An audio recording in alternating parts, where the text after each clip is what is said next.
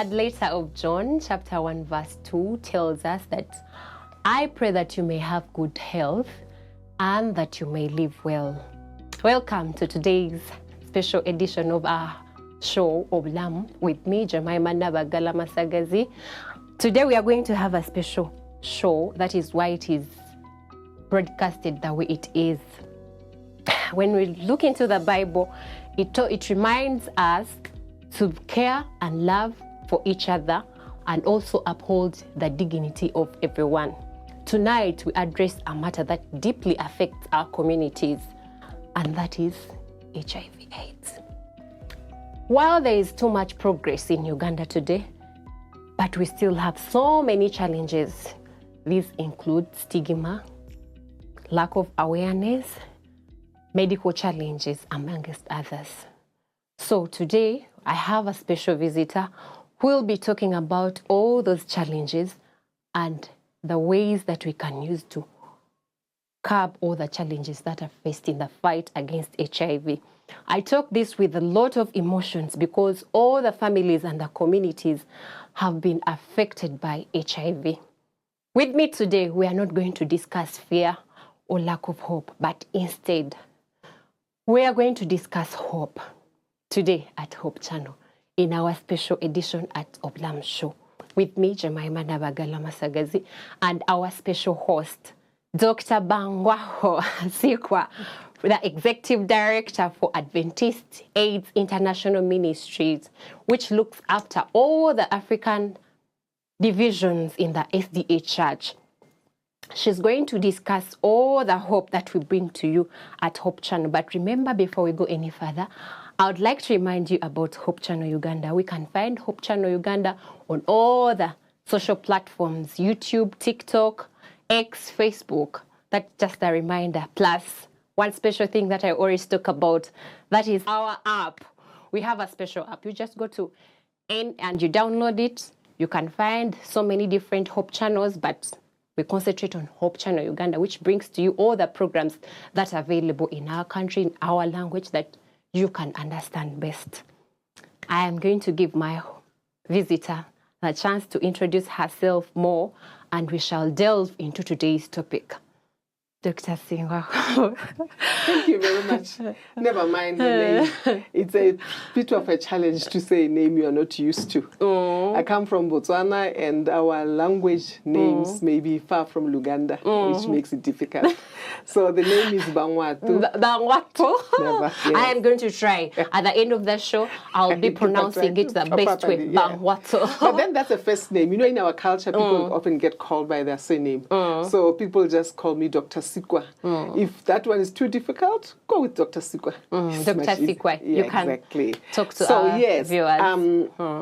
I am the Executive Director for Adventist AIDS International Ministry. That is a ministry in the church. And as you've rightfully said, I look after the 3 African divisions of Adventist Church. Southern Africa Indian Ocean Division, otherwise known as SID, where our office is actually located in Pretoria, South Africa. And I look after East Central Africa Division with, Central, which is your division, by the way. The ECD? ECD, yes. And then I have West Central Africa Division, otherwise known as WAD. So out of that, I think I have about just over 50 countries that I work with. And I report to the General Conference on yes. Okay, thank you so much for sparing time to talk to our viewers here in Uganda about HIV/AIDS. So people have so many questions. Does the church have anything to do with HIV? Do they even take a keen look at what is happening in the world today? So I think the answer is in AIM, Adventist AIDS International Ministries. So at this moment in time, you will be helping us to understand what is it. Yes. Yeah. Thank you very much that you've asked that, because it's a good point to say, does the church actually have anything? And I would like to say to you, yes, this is a whole ministry. Believe it or not, the church set this up in 2002. Like 20 plus years back? Yes. Wow. 2002. And we're getting to know about it now. Well, maybe you are, but I'm pretty sure that people in Uganda, we have known about it. And I'll tell you why. although we have had this ministry for so long, and we have been working even in Uganda, for the most part, we have been working with the infected. And those are people living with HIV. Yo. And as a church, for the longest part, even today, we are still struggling with stigma and discrimination. I heard that in your introduction. You mentioned that. We are struggling with stigma and discrimination, and there are people in the church who still work with this misguided notion that there is no HIV in the church. So because of that, when you work with HIV, like myself and various health ministers, directors, and leaders in the church, you are seen as somebody who must be having HIV. And that is wrong, because with AIM, we don't just work with the infected. We work with the affected too, and we work specifically with prevention. If we don't do prevention, we will soon be having the HIV ourselves. So there should be prevention, and so that is really what we do. The church cares enough to have a ministry that looks at that. And I like you kept on talking about hope, right? Our mantra is love, hope, and compassion. Okay, like the Christ way. Exactly. Love, hope, and compassion for everybody, including those with HIV and AIDS and sexually transmitted diseases. Because it's not alone. HIV has its relatives. It's not its relatives and friends and other things that we really don't want to talk about. You know, as a church, we don't always want to talk about sexual reproductive health issues, which HIV is among. We regard that as evil. Evil, sinful, out of the topic, you name it. I don't know what they think in Uganda, but I do know that across the continent, it's a difficult topic. That much I'm sure of. Okay. Now we are going to zero this to Ugandan chapter. So we are going to discuss the prevalence rate in Uganda, and you will help us to know which groups are affected most. Because someone might think she sits in SID, she doesn't have any knowledge about what is happening here in the country. So you will zero this discussion to prevalence in Uganda and also in our church. Okay. No, that's fine. While the office may sit there, you see, right now I'm actually in Uganda. I visit the ECD a lot. I work with a number of your countries. And we also get to work with the reports that come from your government. You see, the beauty of modern day is that everything that is being done is a global recorded. world. It is a global. It's a digital. It's a global world. So they get put online. So I can tell you, for example, that you've got your Ugandan AIDS Commission that releases data to update us on where we are with AIDS Uganda. And the latest one that you have was released in last year, 2025, which was giving us data as of December 2024. And of course, there are other updates that come in, but I will quote that one, which was saying at that point in time, your prevalence rate was 4.9%. 4.9? Yes. It sounds like a small number, but then it was 1.5 million Ugandans living with a few hundreds there. Yes, it's given as plus 1.5 million Ugandans that are living with HIV. And it showed that in the year of 2024, from January to December of that, you had no less than 30,000 people who got infected. New infections. New infections. So you have new infections, and you've got deaths too. You've got over 20,000 people who are still dying from HIV. It may sound like small numbers, but it's an irritation. When it is in the statistics, it sounds small, but when it reaches your doorstep. So ceases to be statistics. Totally. When one of those people who have died is your child and your only child, it's not a statistic. And we are still seeing children being born with HIV here in Uganda. We are still seeing children who may have been born free from HIV, getting HIV from being breastfed. We had more than 4,000 children Things last that year. can be prevented. Yes, and this is why we need to talk about that. You asked who is more affected. Your statistics is showing that 30% more. So the women are more affected. You know, it's 3 times, that's the word I was looking for. A woman is, the prevalence is 3 times more likely to be affected. I want our wonderful viewer to understand that more.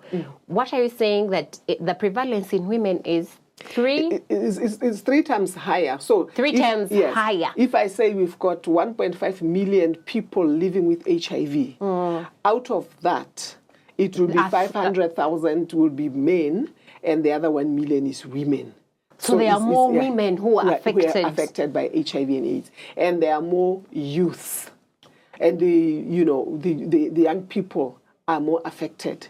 And then we find out that unfortunately even adolescents are still affected. Adolescents, we are looking at like from 12 to 17. It shifts from country to country, but some of them they'll say to 14 at the adolescent age. It shifts. Others they'll say up to 18. But by and large, you're talking about young people who really should not be in this bracket. Why? Because primarily HIV in Uganda is still being spread through sexual transmission. Which is not supposed to be done by the adolescents. This is exactly why that window. Wow. You see, because I've already talked to the people who are born with HIV to say we are trying to bring down that number. We know we have a number of adolescents who are born with HIV, but we are talking about the new infections. So we should not be getting new infections in children because all the things that should be put in place are in place. Mothers who are expecting are supposed to be given medication to be helped. And we can talk about the reasons later why that is happening. And then we've got your adolescents. They should not be involved in the sexual reproductive issues in the terms of sleeping around. And of course, they are married and what have you. But these are the groups that should not be in that category. We should not be getting new infections in that category.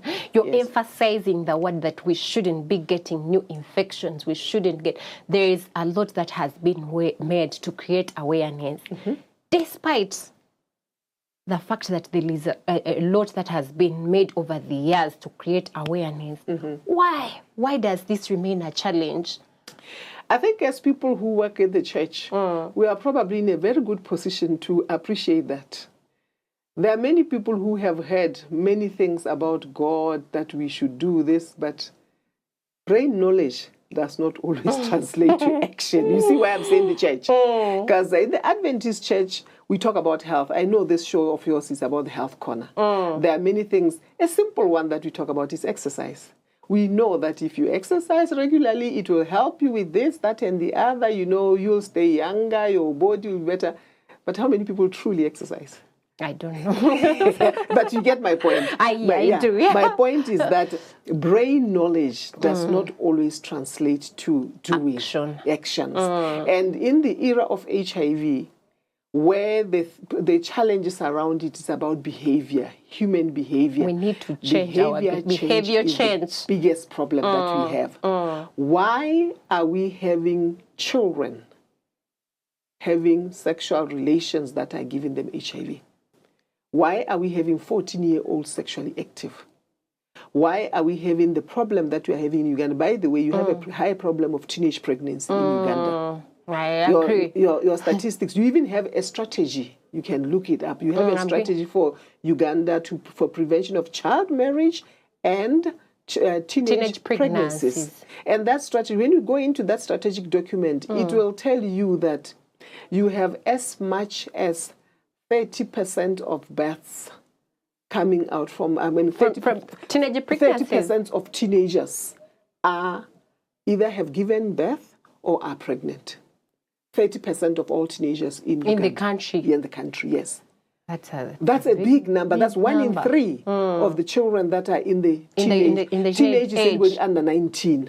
You know, anybody that is below 19. 13 and 19. Well, anything below, if you've got 8-year-olds having that, of course it should be 13 and 19. Really but then you think we have 12 and 11 people getting pregnant? Well, I know you have heard, but of course they wouldn't be called teenagers because they're not in the teenage years. But I'm saying that you've got that. And the teenage pregnancy in this country is increasing. It has actually been very consistent. You look at UNFPA will give you statistics from 2000s. Every year they've been managing that, you know. So it hovers around 24% to 27%, and some years you get 30%. And it will vary per territory. There's some regions that have more, you know, like rural areas, they tend to have more. Yes. So that's the problem. And, you know, we are concerned about that because maternal mortality, that is the death of people giving birth, is still too high I don't have the actual statistics of Uganda, but I do know that it is still under the alerts. I don't want to quote numbers that I are cannot not correct. Yes. Yeah. But I'll tell you that in the strategy, the document is pointing to that more than 28% of the maternal mortality that is coming is out of this group. The teenage group. The teenage group, yeah. So what it says is that it's a very dangerous thing to be a teenager and pregnant. Even the children that are dying. It is like a child giving birth to a child. How can you take care of 30% of of the children that are born to that, they tend to have a problem. The infant mortality that we have, a lot of it is from the children having other children. So there is a call for Ugandans to change behavior, if nowhere else in that territory. Remember, we are coming from the question of how can you deal with the HIV? And I'm saying, like creating awareness. Exactly. Why are people not changing? Yet there's a lot of awareness that is ongoing. Well, I'm not so sure there's a lot of awareness. What I'm sure about is when HIV was at its peak and people were dying and funerals were happening daily in Uganda, there was a lot of awareness. Everywhere you turn, there were billboards, there were radio programs, there were TV programs. Talking about HIV. Yes. When was the last time you saw that? It is ongoing in the facilities. Exactly, but I'm talking on the streets, the big billboards that are out there. You don't see it as much as it was. Even in primary schools, the children, you could ask the children, these days children, you ask them about COVID, they're likely to know more about COVID than about HIV. Whilst both COVID and HIV are there. So, Doctor, you mean to say that we have reduced on the fight in creating awareness? Yes, we have. Surely. We have reduced, and there are many reasons. Some good, some probably could be improved. One of the reasons, of course, is financing. It's not cheap to keep up that kind of pressure on the information. And it's also frustrating to keep telling people change, change, change, who don't seem to know why they should change. I think we should change the approach, maybe. Maybe we should, which is why in AIM, among other things, we are getting to the churches. Okay. And saying, the Bible says, come, let us reason together. And we are saying, young people in the church, come, let us reason together. Number one, it is okay to be a virgin. You know, we live in a society where virginity is shunned again. I know. Exactly. So we need to multiply that noise to say it is okay to in be fact, a virgin. it's something of a pride to be married as a virgin. Number two, it is not okay to have sexual relations when you are not married. We need to emphasize that. Yes, it's biblically wrong. You cannot be sleeping around if you are not married. For one thing, it messes your life. Even you have, even when you want to children, get when you're not ready for them, I understand. So we need, and that's what I'm saying in the church. And why? Because biblically, the Bible is very clear about that. Let the marriage bed be undefiled. Thou shalt not commit adultery. In fact, it's one of those where God has two commandments on. Commandment number 7 and number 10. What does it say? Thou shalt not covet your neighbor's wife. So don't even start looking. I think that should have been one commandment. Well, God felt it important enough to put two of them in case you miss the first one. Then you should get it on that, because as long as she's not your wife, why should you look at her? When you look at her, you are breaking the commandments. So there was a hidden reason. God foresaw. God knows that He is all-knowing. He's all-knowing. So we have all of those things. But guess what? We know that in the church we do otherwise. Why? Because the church has got statistics of censure where they disciplined people for having broken commandments, including the 7th commandment. As soon as that action is taken, an admission has just been made to say that even in the church, we are having people indulging. And then we have the third reason, faithfulness. People are unfaithful. Even those who are married, unfortunately, they are unfaithful to their spouses. And as long as we are not addressing this thing as the Bible is saying we should, we as the church will have the same statistics as the world has. Over and over. Yeah, because we are human.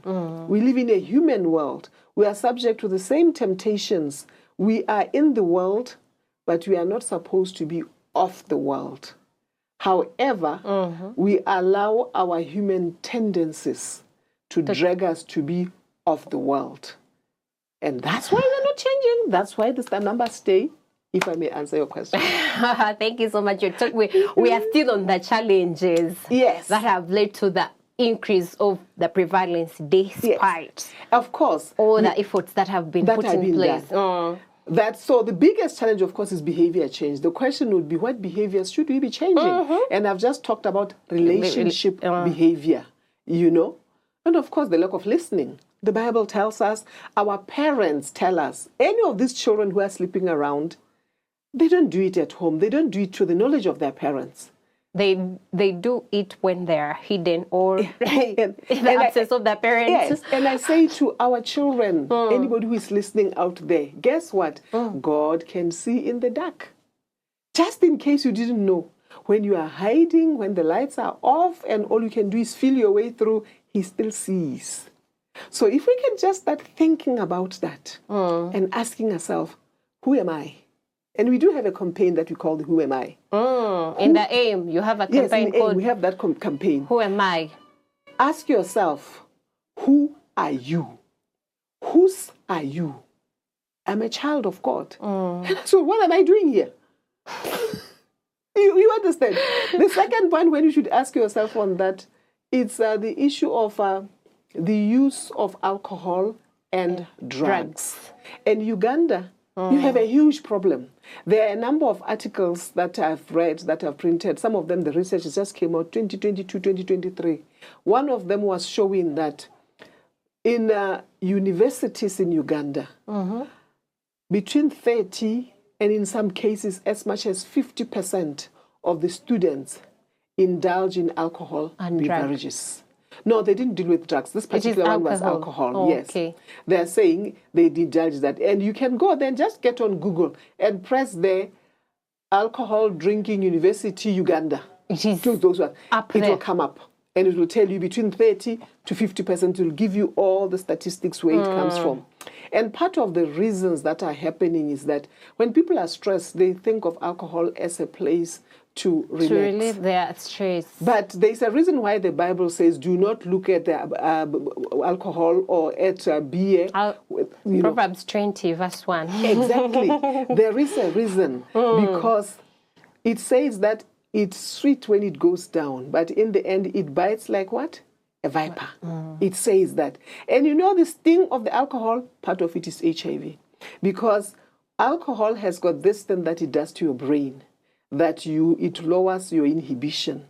You stop having that remembering God can see you, remembering the things that you were taught, and now you start just going with your emotions and there's no logic in there. Of emotions. Yes. Without reason. Without reason. And when you are a young lady, unfortunately, you fall prey to other people. They may be having reason, and that reason may not be a holy one. But for you, because your senses are gone, you know, you don't know who you are, you don't know what you are doing there, they take you.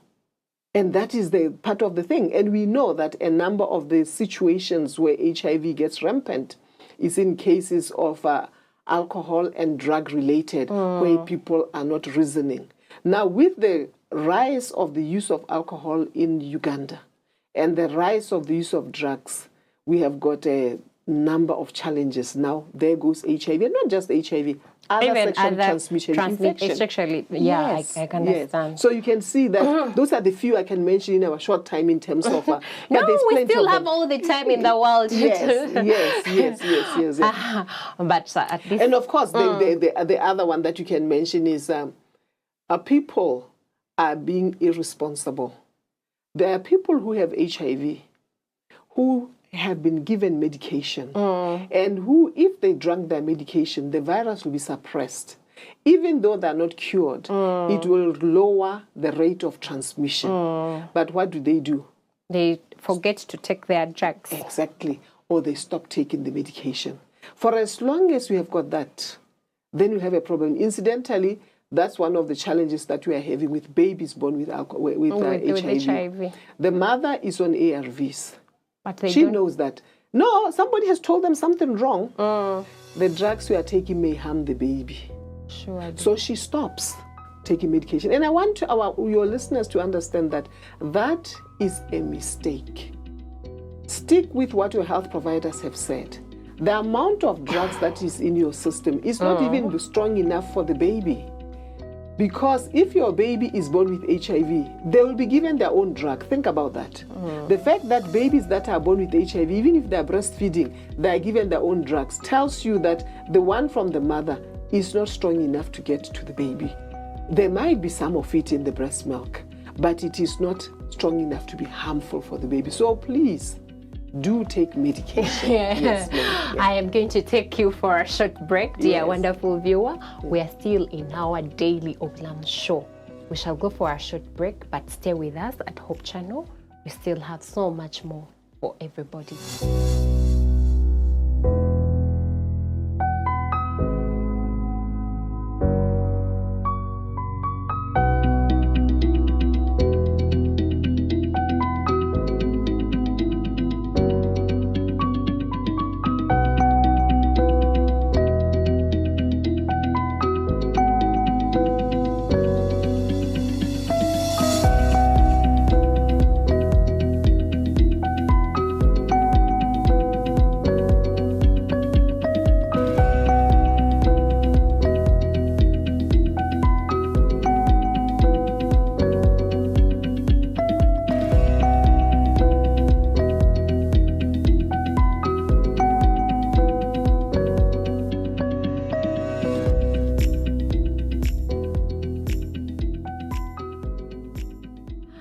Hi, welcome you back from that short break. We are still here at a Hope Channel of OBULAMU show. Don't forget, today we have a special edition with Dr. Sikwa, the Executive Director for Adventist AIDS International Ministry. That is why it is a special edition. Our church has done something. It has really looked at the prevalence of HIV/AIDS in the whole world and what is interesting even in our country, Uganda. So Dr. Sikwa here will tell us about what AIM has done, what they are doing to see that this prevalence, they do something about the prevalence of HIV. So at this moment in time, Dr. Sikwa, you're going to help our viewer to understand that our church is not sleeping on the job. There is something that we are doing. Yes, no, thank you very much. Well, you're asking about the prevalence. There's often very little you can do with the prevalence, you know. Prevalence is something that is cumulative. For as long, because you see in prevalence, you are looking at the number of people living with HIV divided by the number of people in the population. That's how you talk about the prevalence. And so, as long as there are people living with HIV, you will never get a prevalence of 0. Let's just get that, because sometimes people think we can, but you can reduce it. Reduce it by dealing with what we call the incidence. That is the number of infections every year. If you don't get infections to keep increasing, then as more people are born who are HIV negative, they dilute the numbers that we have, and your prevalence goes down. If you don't even get new infections from the ones who are already born. Exactly. So, as AIM then, one of the things, by the way, Adventist AIDS International Ministry is abbreviated AIM, AAIM. So when I say AIM, so when I say AIM, understand that's what I'm talking about. It is okay. So at AIM, we come up with a number of strategies to address the 3 levels. The 3 levels is first the infection, which it takes awareness. So we run awareness campaigns. And AIM, by the way, is a subset of the health ministries in the Adventist church. So if you're an Adventist, don't start thinking, oh, I don't have AIM in my church. When you have a health ministries leader in your church, that is an AIM coordinator, structurally, yes. In the local church. In the local church. If you've got one at the conference, that is the AIM coordinator. Because HIV is a disease. The challenges that are there, so it is part of the health ministries. So in our church, even in Uganda, we run health expos, for example. So we are encouraging and working directly with our churches. So when you run a health expo, HIV should be part of that. And you know how our health expos more often than not is about exercise, drink water, eat well, sleep well, very good things. But we think that, and we are doing celebrations in the Adventist church. In the Adventist church. You know, this celebration acronym is a good one. The first one here stands for C, stands for choice. That's where it starts. What is your choice when it comes to sexual related matters? Because the choice that you are making will affect everything. Other things. To be faithful or not to be faithful. To indulge or not to indulge. You have to be intentional. You have to be intentional. So we are saying that let your message on choices be comprehensive. Bring in these issues of sexual reproductive health inside there. And you can go through all of them. There is another one that I like. The I, there is integrity. Integrity. What is integrity? Integrity is the art of doing something right when nobody's watching. That is who you are. Exactly. Now, sexual relations, the one thing that will turn the dial is integrity. Because that is one thing that people do in secret when nobody is watching. And it will only take integrity for somebody to say, it's not about my mother watching. It's not about my pastor. It's not even about spouse. It's not even about my girlfriend. It's about me. So that's one area. We are working as health ministries to be saying that our messaging should be bringing much more awareness in all the areas. And of course, we've got lectures that are given in the churches. And then we've got campaigns like, you see my T-shirt here? I can see bloom. Yes, what is the bloom where you are planted. So with this, we have got every year, by the way, we have what we call AIM Sabbath. The AIM Sabbath is the Sabbath that just comes before the World AIDS Day. What is the World AIDS Day, by the way? 1st of December, yes. So the Sabbath before the 1st of December is AIM Sabbath. In all our churches across the continent, we do programs in the church led by the health ministries or the youth ministries, and we do a whole lot of things. Sometimes the youth ministries in other countries, they go out and they will beat drums and they will be wearing the t-shirt. Right now the theme is bloom where you are planted. They go out there. What are we saying when you say bloom where you are planted? It's shine. Not shine, my dear, shine. Just because you have HIV, it's not the end of the day. Just because your mother died with HIV, it's not the end of the day. Shine. And we use messages like people like Joseph. He blossomed even in prison. He says, how can I do such a great evil against my God when somebody wanted to take him to bed? He was a stranger. Remember that he was a slave. I remember. And as a slave, he managed to bloom. He managed to say no to a powerful woman. And we are saying to our young people, say no to the powerful women in your people. These days, if they can do such a thing, exactly, you know. So we are saying to them, even if you are looking for a job, you know unemployment is a problem. Even if you are trying to sign up a tender, no is still an option. Bloom. They will respect you when you bloom. So that's one of the many messages that we do. And it's on AIM Sabbath. We go out there. We have people in our communities who are living with HIV. And some of them, things are so bad that they are bedridden. If nothing else, once a year, let's organize ourselves. That week, go in and check your neighbors. Cook for them. Bring some foods for them. Do good works. And that's what we are doing. We have churches mobilized. Some of them, they put together their money and they go out and give food parcels. You know, there is so much that we can do. It's a good thing to come to church every Sabbath, but just one.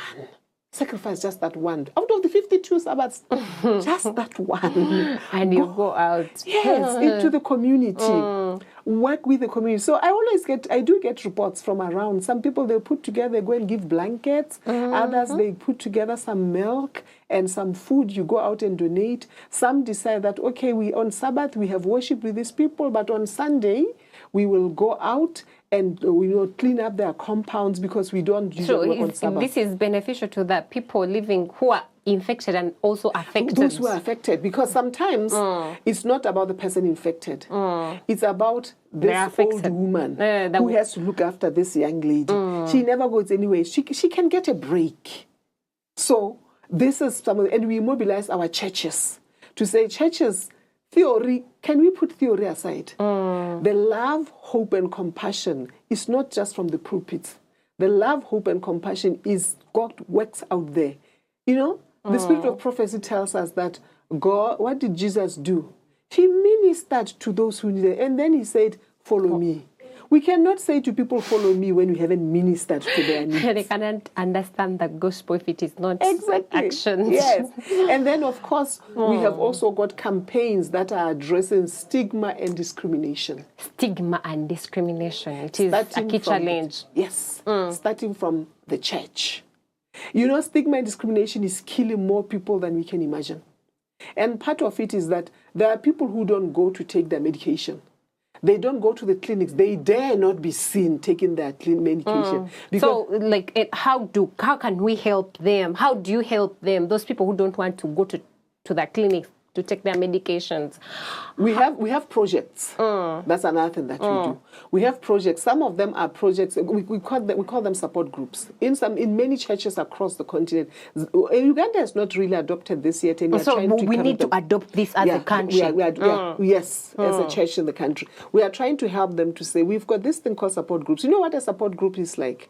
It's like a Sabbath school team. You know, Sabbath school classes. Yes. The Sabbath school class. It's an action unit, but it can be a support group. Because if you are a Sabbath school member and you are coming every Sabbath, people get to see you. It's in a smaller group. And when you have missed, they say, Jemima is not here today. Somebody should ask, where is Jemima? You understand? But perhaps Jemima doesn't want people to know that she's HIV positive or whatever. But it's not about your HIV status. It's about the support. If Jemima was not in church, going to visit her as the Sabbath school group came in. Now we are talking about the support group. Yes, but within that support group, when you get there, you are showing the love, compassion, and you are giving her the hope. Guess what will then happen? Even if she has HIV and you don't know she has HIV, because you came, she's going to start feeling welcomed. You see, I'm starting with a situation where HIV status is unknown. With us as a church, using the many structures that we have, if we begin to reach out. But then let's go deeper to a specific section of a HIV support group. There are many places where people have decided to form that you have got a support group coordinator. It does not have to be asking who can join whatever. You just come up with that and you have the coordinator. It could be your health minister's leader. And they put their WhatsApp number So there. when we put it in the concept of a community, which is not our church per se, so they can also formulate those special groups. We have. I'm not even saying they could. We have in many countries SAIM sponsored those support groups, sponsored them in various ways. And you know what support groups do, especially the ones that are in the community? They get together. When somebody is first diagnosed with HIV, one of the biggest problems they have is starting ARVs. This one tells them this story, the other one tells them the other story. You see? So the people who are living with HIV often form their support groups. And they will know that, oh, so-and-so has been diagnosed, and they will invite you. And if you come, they sit with you. And I know for a fact that, for example, in Zimbabwe is one of the countries I work with where that has been so powerful. I've sat down support groups that have been together for more than 10 years. And they show me people who were almost dead. But because the members of support group went and took the person by the hand, they assigned somebody to be your buddy, to go with you, to take medication. Like an accountability partner. Yes. Yes, your accountability partner. That's what they're called in some places. But sometimes, as soon as your boyfriend finds out you have HIV, that's the last time you hear from him. So he is not your accountability partner. It is a support group member who then goes with you and helps you with the startup. And ARVs are not always easy to take. You know, it's not that people are being ridiculous when they stop taking them. They are drugs. They have side effects. Not everybody will start and have a smooth journey, and that's something that we should say.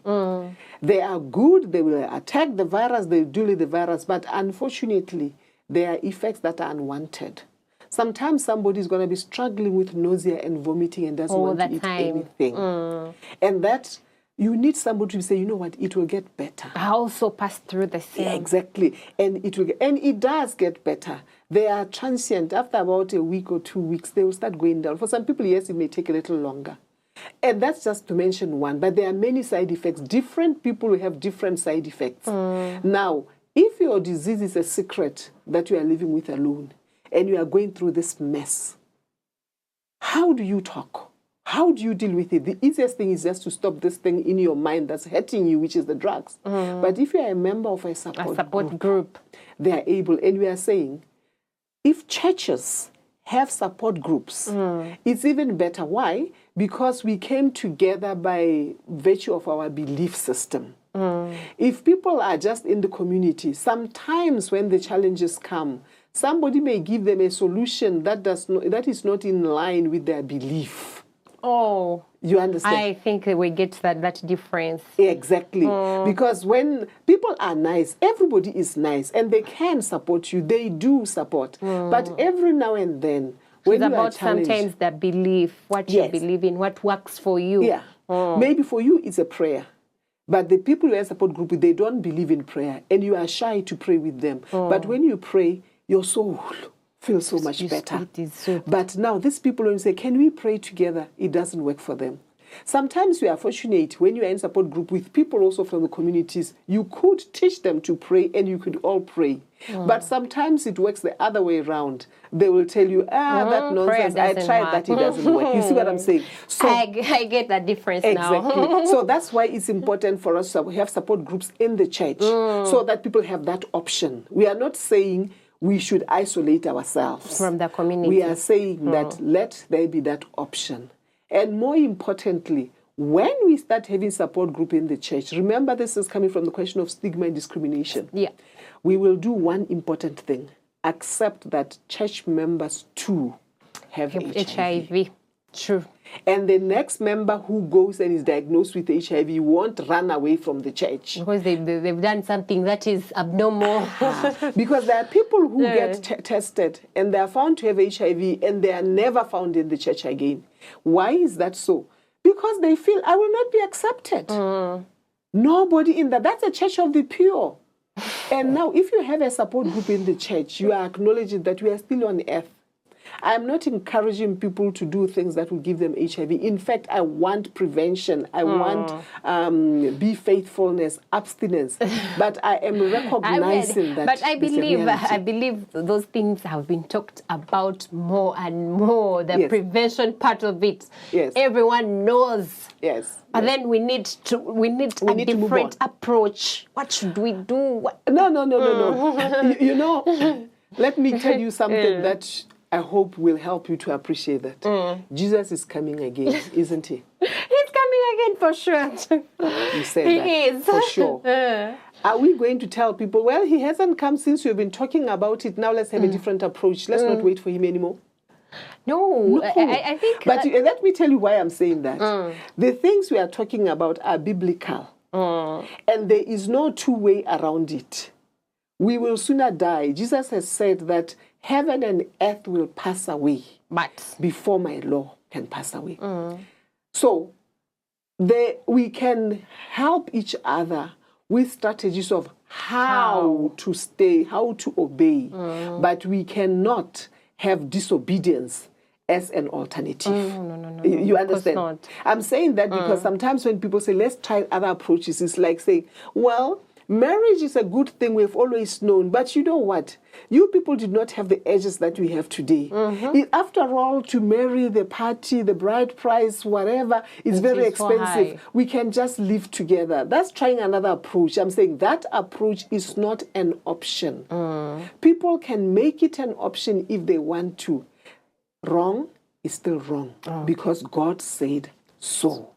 Anyway, so the support groups are helping as the issue of stigma and discrimination. Yes, the alternative, let's try loving people. Okay. Let's try. See? Let's try that is the thing I'm talking about. Let's not chase away the child from home because she has HIV. While we are there, let's not chase them away because she's pregnant. I know there are still African countries that are still doing that. She comes in pregnant, she drops out of school, they throw her out. Let's try some love and affection.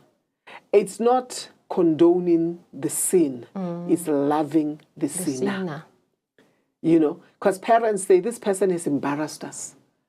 How can he show us? And that's how people are treating people with HIV. How does she get HIV when she's unmarried? It means she's sleeping around. She's embarrassed us. Too bad. Sorry, you are embarrassed, but she's still your child. Your love could help her be the person and go on to be a productive, useful member of society if you love them. That's one of the approaches. The other one we are saying, let our churches have what we call chastity clubs. Chastity clubs. Why are we saying that? If you are a young person these days and you are in the church, let's just give an example. A 27-year-old young man, for whatever reason, I don't know why he would do that, but he chooses to do it, stands up in front and say, I am Caleb, I'm 27 years old, I'm really looking forward to somebody to marry. I just thought that you guys should know that I'm a virgin. I haven't slept with anybody. What do you think is the response among the young people? Wow, they will boo them. They will be like, seriously? He's even serious with his life. He must be lying. Others will say that. Others may say, what's wrong with him? He hasn't met the right girl. Those are some of the comments that you hear. Why is that? Because extramarital sexual relations have been normalized. And virginity and chastity is shunned upon. When you say you are a virgin, they say, why? And it should be, wow, that's not the man. Why. Exactly. And that's what the chastity clubs are calling for. It shouldn't be for the church only. Even we can try them out. But sometimes you have to start somewhere where you have control over before you go out somewhere. We are saying, let's start in the church so that there's a safe space for somebody to say, and sometimes it's not about those who are virgins, it's about somebody who has tricked into sex. You know, sometimes people get tricked, especially girls. They find themselves, they've slept with somebody because he said, prove that you love me. And then you sleep with him and they say, oh, now I know you love me, but I don't love you. And he's gone. And now you have lost twice. You've lost your dignity, you lost your virginity, and you lost your boyfriend. It's been 3 times. Now, you don't have anybody to talk to. You feel you are guilty. Even in the church, you don't want anybody to find out.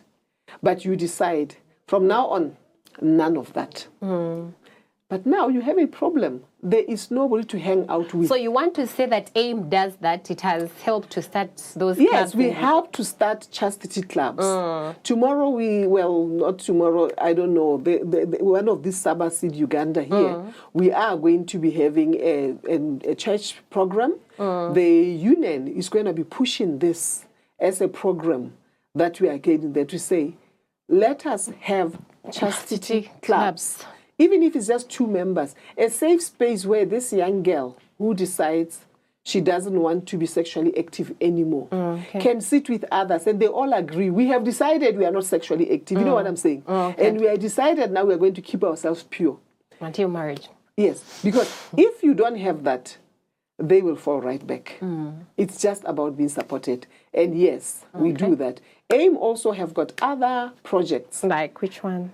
Income generation activities. Because poverty is also key. It's very key, my dear. It's one of the things people say that I didn't want to do these things. It was just hunger. I didn't know that I'll get HIV. Well, all I wanted was food. You know, because you are sleeping with somebody that they can provide for you food. Yeah. So transactional sex has become every day, unfortunately. Even in the church, we are finding our young people, well, not just our young people, unfortunately. We have people who are involved in transactional sex. They are not commercial sex workers in the truth. That's why we call them transactional sex, because they've picked 1 or 2 people that they deal with. They sleep with. They don't even say deal with.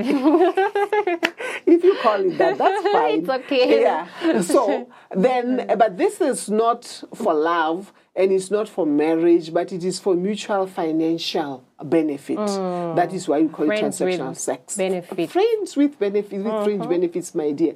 So now we are saying, if you are out there and you have got a program, a reasonable one that can be working as a church.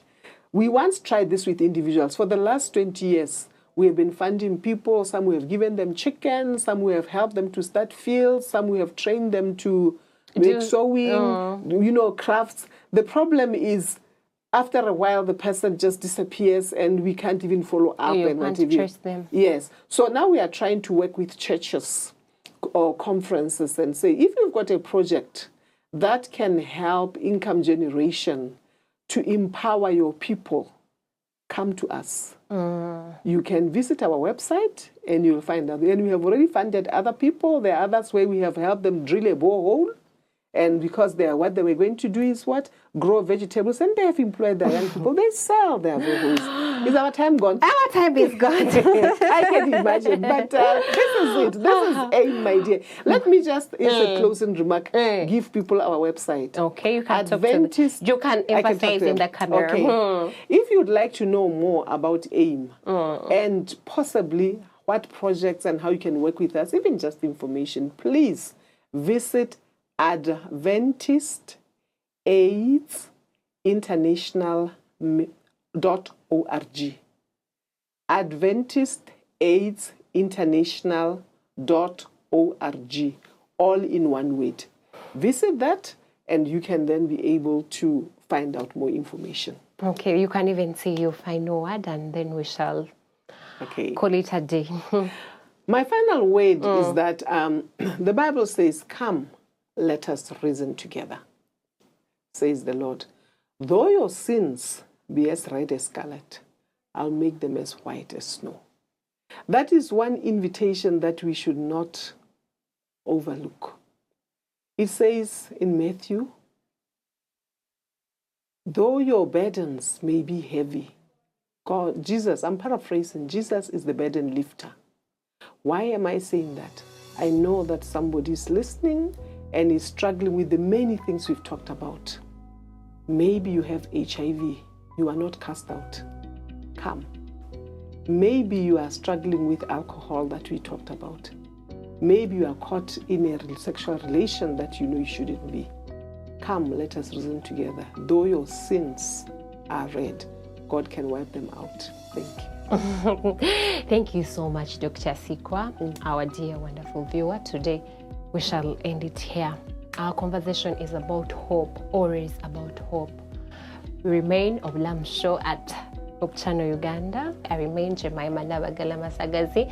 Don't forget the show will still be on Sunday at 11 and then Monday at 4. Don't forget to tune in with other programs. May God bless you. Have a beautiful week. Ciao.